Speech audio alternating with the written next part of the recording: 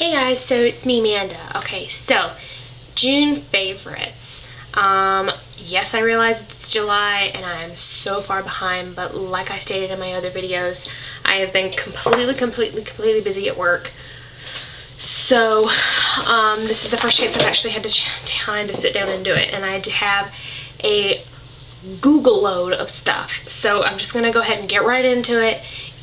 It may be a little rushed because like I said, I have a lot of stuff. If you want a more in-depth review on a certain item, like I said, comment down there or send me a message. Okay, so the first thing I want to say, I'll start with the brushes that I'm loving this month. The first brush is the MAC 227. It's the large fluffy eyeshadow brush. I love this brush for highlight. I love it for when you want to do an all over lid color. It's really just soft and amazing, and I have been wanting this brush since December, and I just got it in my MAC 25% off haul in the beginning of June, and I really can shoot myself for not getting this brush sooner. It is amazing. I love it. So that's the first brush. The second brush is the SS188 by Sigma.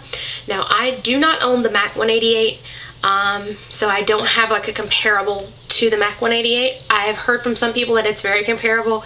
Some people don't agree that it's very comparable. However, I love it. I love it for blush. It's very great. What the crap. It's good for, you know, right here. I don't really use these for liquid foundation. A lot of people use them for liquid. I used it once for liquid foundation. Well, the 188, the bigger one. And I just didn't like the way it looked, personally. So I use them mostly for blushes and MSFs and stuff like that. So that's another brush I'm loving. Third brush, and I'm really surprised because earlier I did a review on it and said I wasn't too big of a fan of it. But it's the SS190. It's the flat foundation brush. I've learned since then how to properly apply foundation with this brush. And I have done it for the last couple of times, and I love it. I still prefer my Sonia Kashuk blender sponge to this because I feel like it just goes on faster, but sometimes if I'm not in a hurry, I'll use this and it's almost the same effect, and I really like this brush. So those are the three brushes that I'm loving. Next, I guess I'll start with the eye stuff. Sorry, I've got one thing I put back because it's not part of my stuff.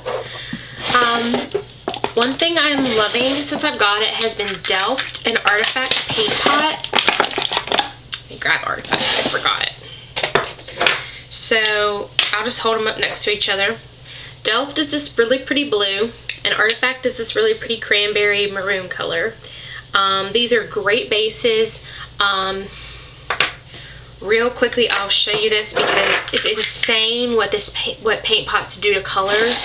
I'm gonna put a swatch of Delf Paintpot on my hand. I'm gonna put 2 swatches. Okay. And for instance, the first one I'm going to take, this is Gorgeous Gold eyeshadow. Just look at this.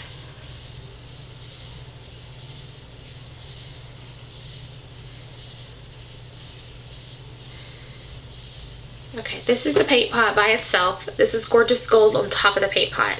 How gorgeous is that? And just so you have a reference, and you probably will not be able to see it, but that's Gorgeous Gold without the paint pot. That's Gorgeous Gold with the paint pot. It's just amazing. And then I watched Miranda, I believe is her name, this video about stars and rockets, and she said she couldn't get it to look very purple. It comes off very pink if you don't use some sort of base underneath it. So for instance, there's Stars and Rockets on its own. Very kind of pinky, but watch. You put it over Delf, and it turns into this gorgeous like violet color. Oh, it's perfect. So I clean my hand off with my MAC wipe. I'll tell you a little bit more about other things I'm loving. Phloof eyeshadow. I tell you, I have reached for this thing almost every day. I used it in the tutorial on the eye look I'm wearing. This is from the Emmanuel Ungaro collection packaging, but it is a permanent color.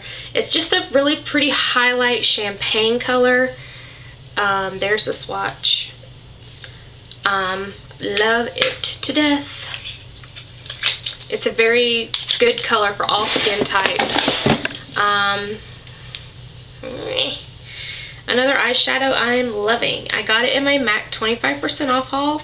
Is Sable.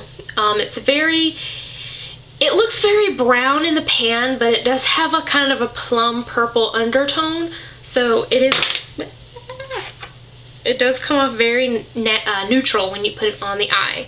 It's almost like Twig from Stila, except Twig is a little bit more. I swear, I am like Butterfingers today. Let me grab it. So this is Twig from Stila. This is Sable. It's very similar.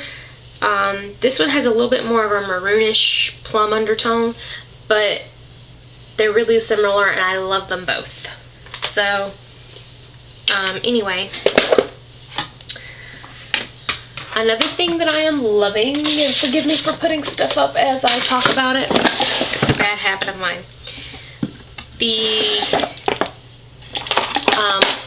I don't know if any of you watch Juicy Star 07, she talks about this blush as her favorite everyday blush. It's called Dame. It's just a really pretty pink. It's not too pink. Like Pink Swoon is kind of, here, let me grab Pink Swoon. Pink Swoon is very in your face kind of pink. This is a very kind of muted pink. This is Pink Swoon and this is Dame. I have to really I have to depot this one because I have one spot left in my blush palette. Another blush I'm loving is Gingerly.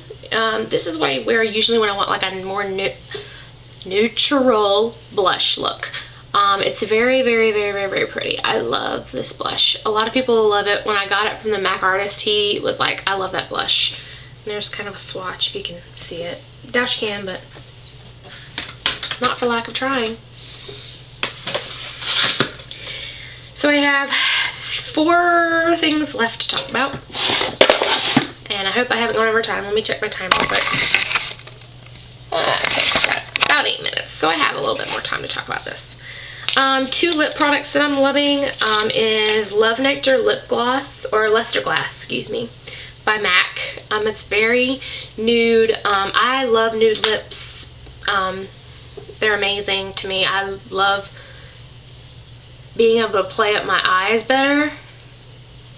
But there's Love Nectar Lusterglass. It is coming out in the Graphic Garden collection at Nordstrom's in one of the look boxes. I can't remember which one, but if you want to invest in that. The other is Airy Fairy Lipstick by Rimmel. It's very nude, very wearable color.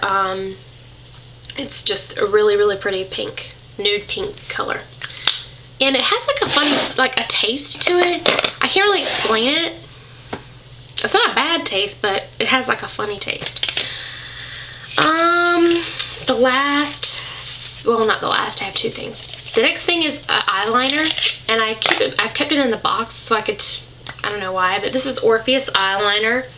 It's a black eyeliner, but it has like gold flecks in it, so it comes off very brown. A good dupe for this is Urban Decay's Bourbon. The only thing I'll say about the Bourbon eyeliner and Urban Decay eyeliners in general, they have a little bit more glitter in them. So if you're not like a huge glitter person, Orpheous is a great eyeliner. I got this one at the CCO for $9.50. So if you have a CCO near you and you want to get your hands on this, it's a really good buy. If they have it, you should probably check it out, because I'm telling you, CCO has great finds if you ever get there in a good time. I bought Feline there, and when I told the MAC artist there, he said, did you buy like 3? And I said, no, I only got 1. And he goes, well, you probably need to go back, because that's one of the best eyeliners MAC's ever made.